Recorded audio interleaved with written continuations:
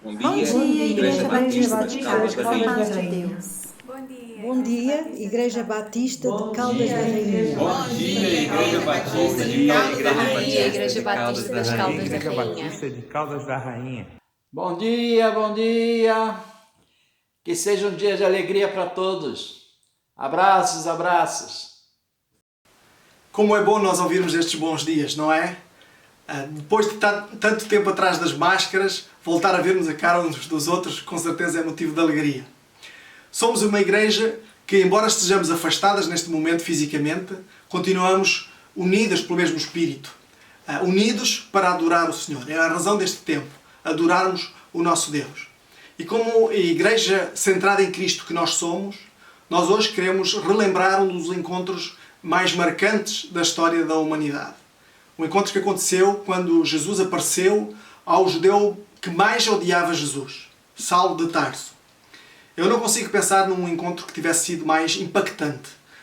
Um encontro registado no Novo Testamento que tivesse sido mais impactante nas nossas vidas, no nosso mundo.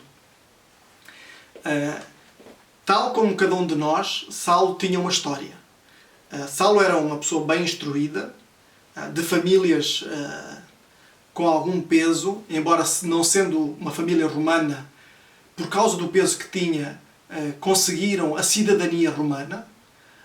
Paulo era bem instruído, era perspicaz o suficiente para ver a incompatibilidade entre o judaísmo militante e o cristianismo militante.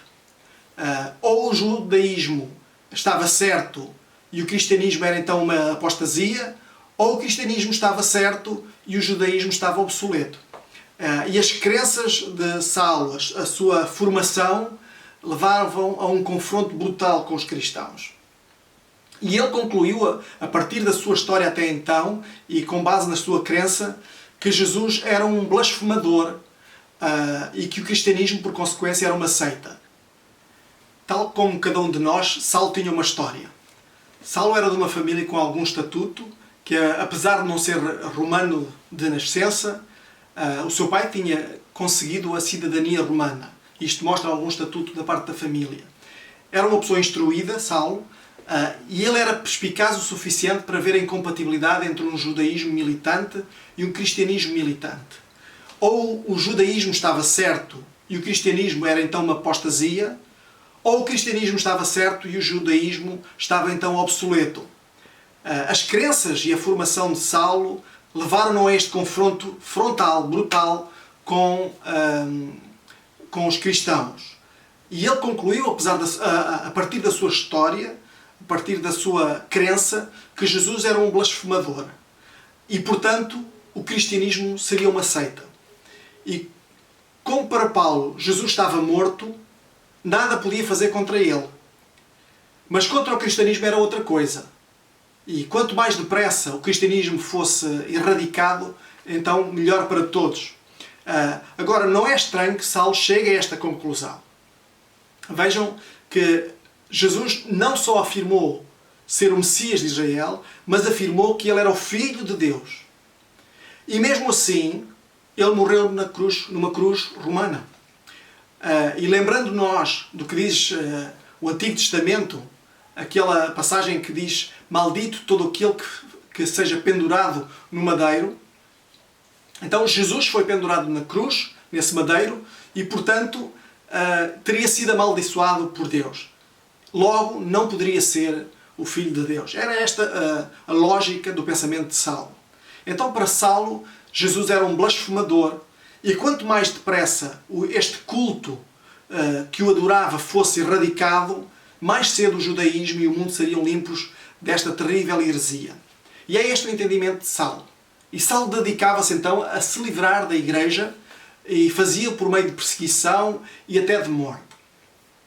E é com este contexto em mente que nós vamos ler hoje uma parte do capítulo 9 de Atos dos Apóstolos. E vamos ver como Jesus transforma vidas. Como ele transformou a nossa história. Transformou a história de Saulo, como vamos ver, transforma a vida de todo aquele que tenha um encontro com ele. Mas agora nós vamos adorar. Vamos dar glórias a Deus por quem ele é, pela sua graça a graça que Ele nos concedeu, que nos abriu a porta de acesso ao céu por meio do seu Filho Jesus.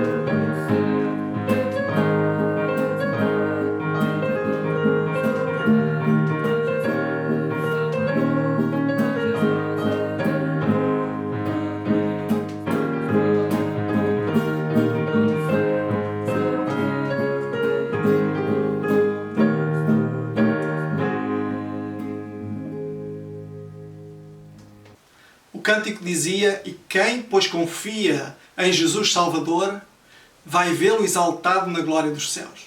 Jesus, aquele que veio e morreu para que os nossos pecados fossem perdoados, ressuscitou e agora vive. Ele trouxe-nos vida e Ele nos deu um completo acesso ao Pai. Então, na sua presença nós estamos hoje, porque Ele está vivo. E nós queremos exaltá-lo, queremos engrandecer o seu nome.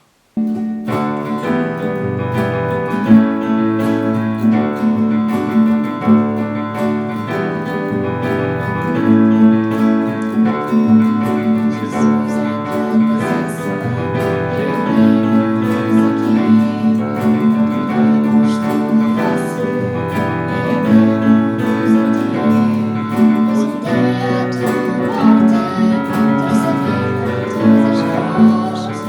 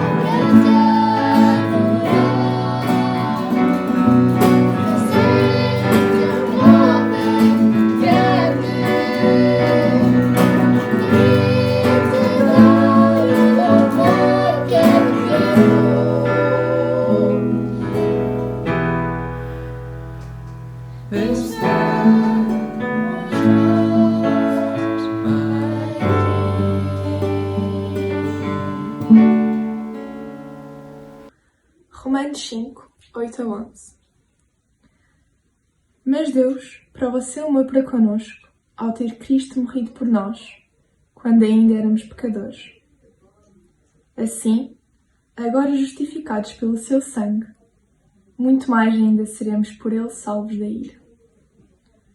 Porque se nós, quando éramos inimigos, fomos reconciliados com Deus pela morte de seu Filho, muito mais, estando já reconciliados, seremos salvos pela sua vida.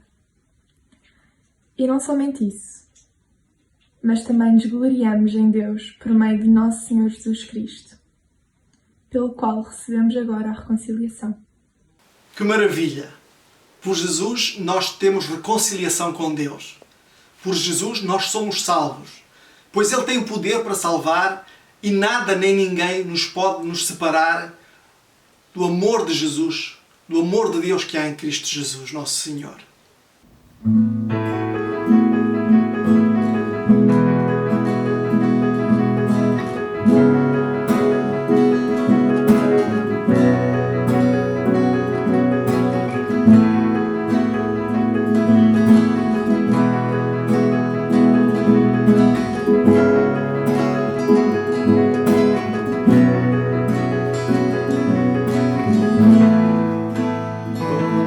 necessitam de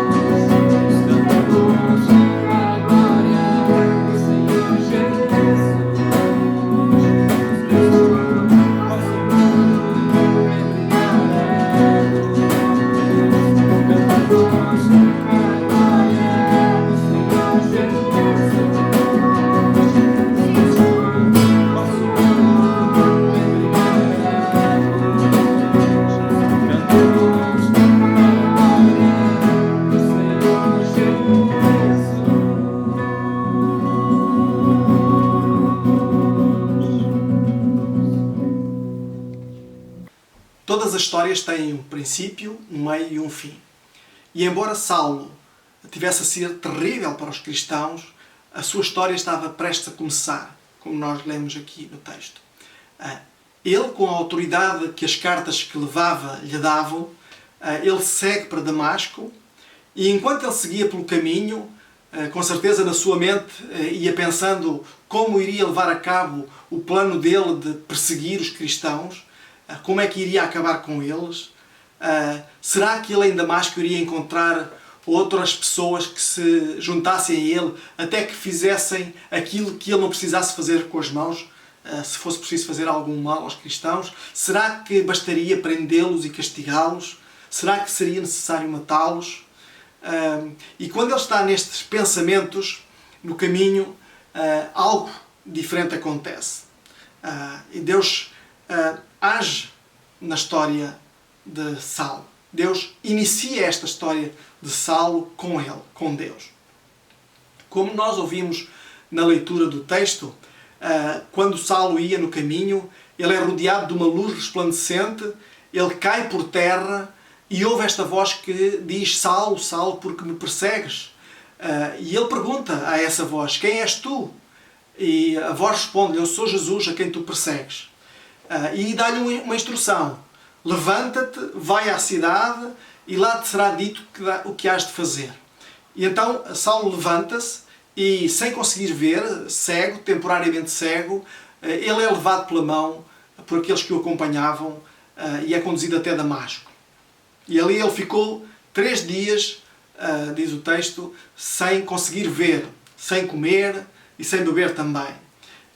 E isto ainda não é o começo, ele está quase. No versículo 10 nós somos apresentados a um cristão de nome Ananias, e o texto diz que o Senhor apareceu em visão a Ananias e deu-lhe instruções específicas para ir ter com Saulo. E a reação de Ananias é estranha, porque Ananias já tinha ouvido falar de Saulo e sabia o mal que Saulo andava a fazer aos cristãos. E porventura ele terá pensado: bom, a minha própria história está quase a acabar. Se eu vou ter com aquele Saulo, a minha história deve estar prestes a acabar. Mas o Senhor sossegou o coração a Ananias e diz nos versículos 15 a 17 o seguinte: o Senhor lhe disse a Ananias: vai, porque ele é para mim mais um instrumento escolhido para levar o meu nome perante os gentios, reis e israelitas. Pois eu lhe mostrarei quanto lhe é necessário sofrer pelo meu nome. Então Ananias vai, diz no versículo 17 que Ananias vai, entra em casa, impõe as mãos sobre Saulo e diz-lhe: Saulo, irmão, o Senhor Jesus, que te apareceu no caminho por onde vinhas, enviou-me para que voltes e vejas e sejas cheio do Espírito Santo. Estas são as palavras de Ananias para Saulo. Ananias fez o que o Senhor lhe ordenou. E isso leva ao início da história de Paulo. Ananias entra na casa, impõe as mãos sobre Saulo e nesse momento a sua cegueira passou, ele recuperou a vista e, levantando-se, Ananias batiza a Saulo. E depois de se alimentar, recuperar as forças, ele permaneceu alguns dias com os outros cristãos em Damasco. E a Bíblia continua no capítulo 9 e diz que imediatamente Saulo começou a proclamar que Jesus era o Filho de Deus. E é impressionante vermos Saulo a fazer isto. O próprio homem que era tão apaixonado pela sua crença de que Jesus não era quem dizia ser, que não era o Messias, que não era o Filho de Deus, ele agora está a proclamar exatamente o oposto que ele falava antes. Ele está a dizer publicamente que Jesus é o Filho de Deus. E agora ele mesmo, na consequência dessa proclamação, ele próprio sente na sua própria pele aquilo que ele mesmo fazia aos cristãos. E ele é tratado, ele é perseguido, e os judeus querem matar o apóstolo Paulo. E nos versículos 23 a 25, nós vemos como os judeus estavam decididos a matá-lo, fizeram planos para o matar.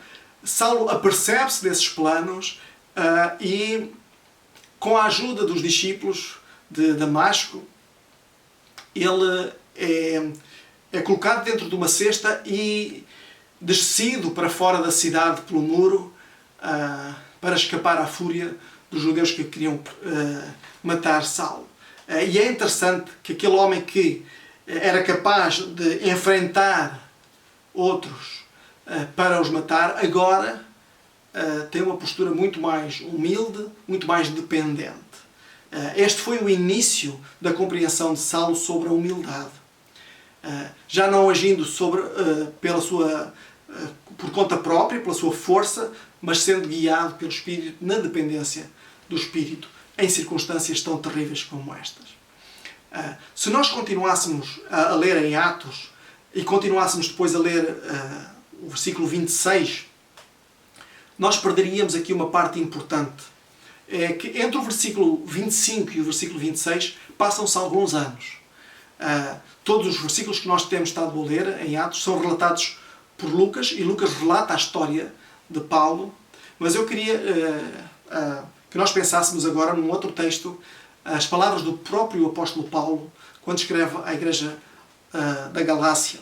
E ele no capítulo 2, versículo 1 diz que depois de 14 anos, isto, palavras do próprio Saulo, subiu outra vez a Jerusalém com Barnabé, levando Tito também comigo. E agora Saulo já não era chamado de Saulo, já era chamado de Paulo. O seu nome tinha sido mudado, a sua história tinha sido mudada. E em todo o Novo Testamento nós vemos esta parte da história de Paulo. O registro que nós temos no Novo Testamento é a parte do meio da história. Depois deste início, da sua conversão, após o testemunho de Ananias, nós lemos no Novo Testamento o relato do meio da história de Paulo. Uma história que inclui formar líderes como Timóteo, Tito, uma história que inclui formar igrejas, como foi no caso em Colossos, em Tessalónica, entre outras. Encontramos no Novo Testamento 13 cartas, 13 livros que Paulo escreve, 13 epístolas. O meio da história de Paulo é o que nós lemos hoje, mais de 2000 anos depois, e que nós consideramos a própria palavra dada pela autoridade do Espírito Santo. Paulo e o meio da sua história formam uma parte importante da nossa fé. São um testemunho importante para a nossa fé, para a nossa esperança. A nossa esperança que está em Cristo. E a vida de Paulo testemunha de Cristo. Então, assim como toda a história precisa de um começo, como nós vimos que Paulo teve, um meio, como nós também podemos encontrar no Novo Testamento, toda a história precisa também ter um fim. E embora não haja evidências claras sobre como foi o fim de Paulo, os historiadores cristãos dos primeiros tempos acreditam que Paulo morreu fruto da ordem dada pelo imperador Nero, que procurou ter um culpado para os incêndios de Roma, o grande incêndio de Roma. Então, acusando os cristãos, supostamente então Paulo terá sido morto nessa altura. Mas seja qual for o final da história de Paulo, nós podemos ver que a história terminou bem. Tão bem que nós mantivemos as suas palavras, o ensino apostólico, cerca de 2000 anos depois. E agora a pergunta é: qual é a tua história? Como é que será a tua história? Todos nós temos uma história. Um dia, quando nós deixarmos a terra, quando os nossos filhos contarem a nossa história para os filhos deles, qual será a história que eles vão contar? Todos nós temos uma história e Deus quer que tu tenhas uma boa história. Uma história que o honre. E Ele vai cuidar de ti. Ele vai cuidar de ti. As palavras de Deus para o povo de Israel, pela voz do profeta Jeremias, continuam a ser presentes hoje e mostram esse cuidado constante do Senhor, esse desejo bom do Senhor. Estão lá registadas em Jeremias, no capítulo 29, no versículo 11 a 14, e nós temos falado várias vezes aos domingos sobre este texto. E diz assim o profeta Jeremias: pois eu bem sei que planos tenho a vosso respeito, diz o Senhor, planos de prosperidade e não de mal, para vos dar um futuro e uma esperança. Então me invocareis e vireis orar a mim, e eu vos ouvirei, e vós me buscareis e me encontrareis, quando me buscardes de todo o coração.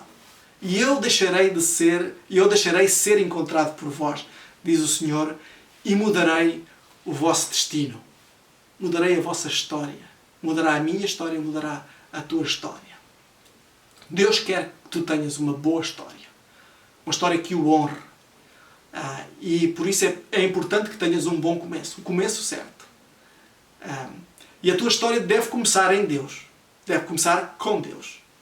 Não importa quantos anos tu tens, uma boa história começa com a graça mostrada por Jesus na cruz, por amor a ti, a sua vida derramada pelos teus e os meus pecados, e a ressurreição do túmulo 3 dias depois, que mostra o seu poder sobre todas as coisas, sobre a própria morte. Ele tem poder sobre a própria morte e Ele pode te dar vida eterna. Essa é a promessa dele. E Paulo sabia desta promessa. E Paulo nos conta sobre isso, sobre o início da nossa história. Ele também fala sobre o início da nossa história. Ele diz, quando escreve à igreja em Corinto, que se alguém está em Cristo, nova criação é. As coisas velhas já passaram e surgirão coisas novas. Uma nova criação. É um grande começo. Trocando o velho pelo novo, eu não consigo pensar em melhor começo do que este. E quando tu dizes, sim, eu acredito em ti, Jesus, quando tu te arrependes dos teus pecados e começas a andar de uma maneira que honra o Senhor, então, bem-vindo a esse novo começo. Na verdade, Paulo disse que foi a coisa mais importante que lhe aconteceu. E isto vem da boca de alguém que antes de Cristo tinha a sua fama, era temido por muitos, mas também era respeitado por muitos, era conhecido, onde quer que ele fosse, todos o conheciam, mas ele mesmo afirmou que a coisa mais importante que ele poderia fazer era entregar a sua vida ao Senhor. E quando ele escreve à igreja em Filipos, no capítulo 3, ele diz: se de facto considero todas as coisas como perda comparadas com a superioridade do conhecimento de Cristo Jesus, meu Senhor, pelo qual perdi todas as coisas e as considero como esterco, para que possa ganhar a Cristo. Assim como toda a história tem um começo, toda a história tem um meio, e para os filhos do Senhor, para os cristãos, nós vemos, olhando para a história da vida e do ministério de Paulo, como um meio também é importante. E como é que nós podemos ter um bom meio na nossa história? Já vemos como é que nós podemos ter um bom começo. Como é que nós podemos ter um bom meio da nossa história? Aí o salmista nos ajuda bastante. No Salmo 119, versículo 9 a 11, o Senhor diz: como o jovem guardará puro o seu caminho? E depois responde a esta pergunta: vivendo de acordo com a tua palavra. Tenho-te buscado de todo o coração. Não permitas que me desvie dos teus mandamentos. Guardarei a tua palavra no meu coração para não pecar contra ti. Então, para termos a nossa história com um meio que honre o Deus que nos deu um começo, nós precisamos de dar atenção a estas palavras que foram dadas a um jovem. Esforça-te para permanecer puro. Como é que nós fazemos isso? Guardando os nossos corações de acordo com a palavra. Não te desvies dos seus mandamentos, dos mandamentos do Senhor. Guarda a palavra do Senhor no teu coração. Então vimos o princípio, como ter um bom princípio, como ter um bom meio, e falta-nos ver o bom fim.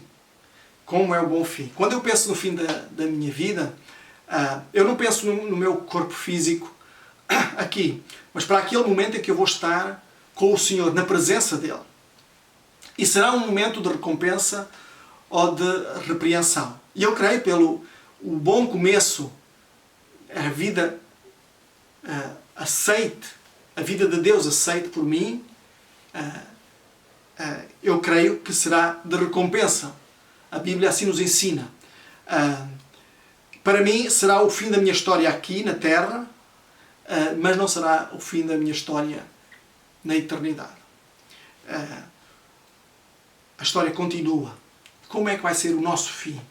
O Senhor Jesus registra, o apóstolo Mateus escreve, o Jesus ensina uma parábola, conta uma parábola, a parábola dos talentos, em que um senhor parte e que distribui talentos pelos seus servos e dá instruções aos seus servos. E uns comportam-se de uma determinada, obedecendo a essas instruções, e outro não respeita essas instruções. E nesta parábola nós vemos que há dois fins possíveis. Muitas pessoas querem que só haja um fim, mas realmente há dois fins possíveis. Há um fim de uma recompensa dada pelo Senhor, e nós lemos isso nesta parábola, quando o Senhor diz: muito bem, servo bom e fiel, foste fiel sobre o pouco, sobre o muito te vou colocar. Participa na alegria do teu Senhor. E é este o final que eu quero ouvir para a minha história, quando eu estiver na presença do Senhor. E tu? Qual é o final que tu queres ter? Eu acredito que tu também queiras o mesmo, não é? E mais uma vez, deixa-me dizer-te que o final da tua história está determinado pelo teu começo. O meio da tua história irá mostrar se esse teu começo é real. E o fim será a participação na alegria do Senhor. Se o teu começo não existir e se o teu meio não comprovar a realidade desse novo começo, então realmente a história não será como tu gostarias de ser.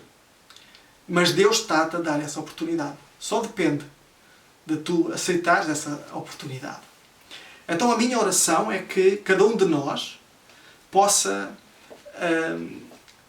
ter um bom começo, e todos aqueles que já têm este bom começo possamos ter um bom meio. Um meio que honre uma história, um meio de uma história que honre o Senhor. E para isso nós sabemos que precisamos deixar que o Senhor continue a transformar o nosso ser, a renovar o nosso ser. E depois o final será bom. Não tenhas dúvida disso. O final será bom. Então eu termino com estas palavras, com este desejo de que nós possamos pedir ao Senhor para Ele nos renovar. Se ainda não tens um começo com Deus, fala ao Senhor e aceita-o. Se já tens o começo, pede-lhe para Ele continuar-te a renovar. Vamos orar? Querido Deus e Pai, nós te agradecemos pela Tua palavra. Te agradecemos porque Tu és um Deus que intervém na história. Tu não só criaste todas as coisas, como Tu continuas a ser participante ativo da história da humanidade e, em particular, da vida individual de cada um de nós. Te agradecemos por esse Teu compromisso de amor para connosco, que não tem nada a ver com os nossos méritos, mas tem a ver com o Teu caráter de amor transbordante para connosco. E Tu desejas que todos nós, que toda a humanidade conheça este amor. A minha oração para Ti, Senhor, é que cada um de nós possamos Te buscar, possamos permitir que o Teu Santo Espírito nos renove e que nós possamos também ser usados por Ti, tal como foi Ananias, para levar esta mensagem de Jesus como o Filho de Deus, aquele que veio ao mundo para assumir a culpa dos nossos pecados, tomar sobre si o castigo dos nossos pecados, livrando-nos assim da morte, Senhor. Que cada um de nós possa aceitar esta dádiva Tua, que nós possamos honrar-te nos nossos dias. Esta é a nossa oração. Oramos no nome de Jesus. Amém.